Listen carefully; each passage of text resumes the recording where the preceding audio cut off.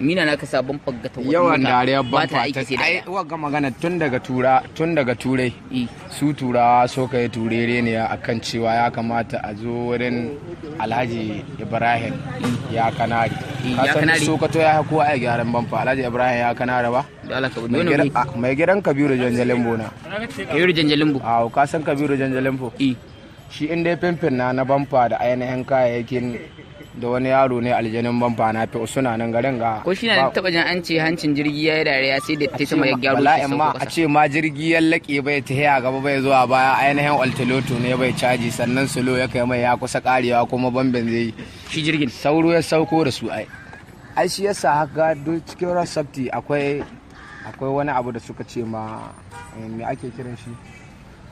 partnership suka ce mai special marshal to har especially sauro aka ba wannan abin saboda irin kaga ba su da irin janwe din irin toilet building kaga mu turai irin gida mai hawa 100 in mutu ya lake sama ya ce bai biyowa ta ƙasa kuma bai hawo litta ana yan roƙo ne a aiza wata mota ta lallaba a ɗauko shi to su kuma nan kaga bamu da wannan development dole sauro na zai wannan kokarin don babu dabbar da ta hishe rashin jin nauyin jikinta irin a yafet ka gane a zabura da mutum dole sai sauro uga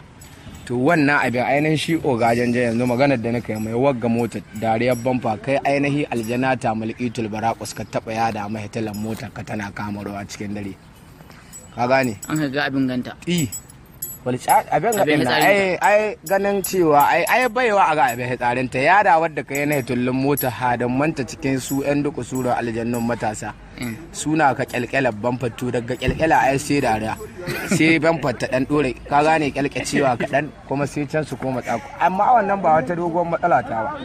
insha Allah ya an ka samu kashin kusa da lifto an ka jika ana yayawa mata roran lahadi gehen dan jojin ta bamfa insha Allah wanga magani na wanda sahihi daga oga Kabiru Janjalimbo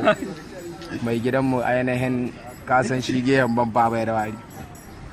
saboda shi har bamfa jirgi ka gyara oga ai kai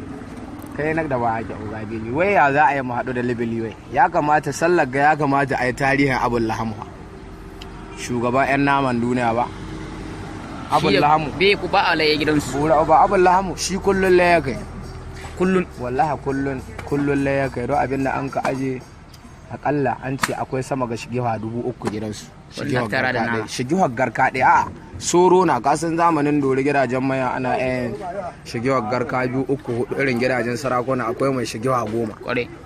babban gida kenan to su zamani ne an ce shigewar gidajen su shigewa 1000 gare gidansu amma kowace kusurwar shigewa akwai kakkamanci ka gane akwai ga sassaƙawa irin raƙumi irin ka gane tangale irin saman haihai da ya biyo zai hisge ta zai asawaki kan ya kai wata shigiwa faɗi ɗaya zai yi da ƙwabrin wancan ƙasa ko shi na naji an ce da giwa ya kalayya bura ba abul filo kenan shi aka ce mu abul lahamu shi saman nama ya hakwanci sannan bai da ita takalmi ne wala bai da iyakar takalmi ƙafahu ne abinda ɗaya an ka aje za a aje fata raƙumi in ya aza ƙafa a kwaɓari jirai a sha hawara a dan dunkula amma ko shi rabin dudduge ne ƙasa yake kaga so ka zo baka cikin mota wa na manta an gwada mana kana son ta